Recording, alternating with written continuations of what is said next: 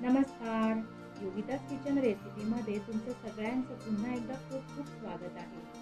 आज मी तुम्हाला खमंग कुरकुरीत असे पोह्यांचे कटलेट बनवून दाखवणार आहे.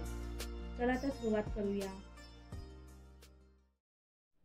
सर्वात प्रथम इथे मी 1 कप पोहे स्वच्छ धुवून आणि संपूर्ण पाणी नितळवून घेतले आहेत. यामध्ये आता मी 2 उकडलेले बटाटे कुस्करून घालणार आहे.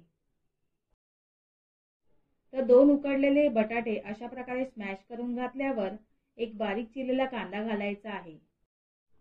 तसेच थोडी बारीक चिरलेली कोथिंबीर घालूया.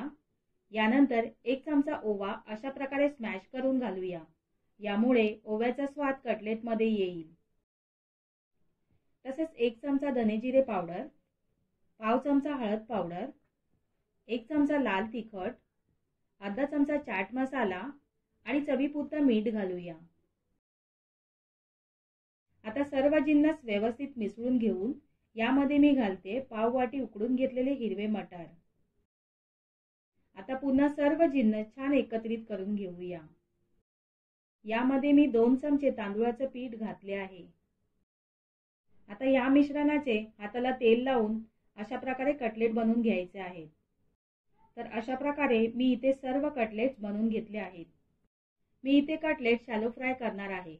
त्यासाठी गॅसवर पॅन ठेवून त्यात 2 ते 3 चमचे तेल घालून मीडियम आचेवर गरम करून घेतलं आहे. यामध्ये कटलेट्स फ्राय करण्यासाठी ठेवूया. 2 मिनिटं एका बाजूने मस्त खमंग गोल्डन ब्राऊन कलरवर फ्राय झाल्यानंतर पलटवून दुसऱ्या बाजूने देखील अशाच प्रकारे भाजून घेऊया.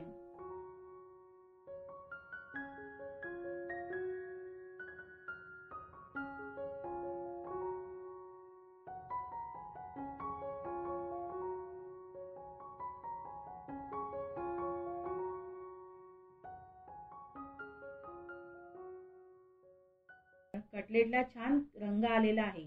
काढून घेऊया.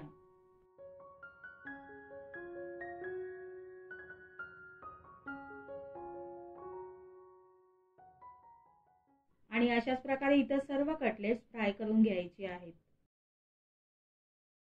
तर कुरकुरीत पोहे बटाटा घालून खमंग कटलेट्स नाश्त्यासाठी तयार आहेत.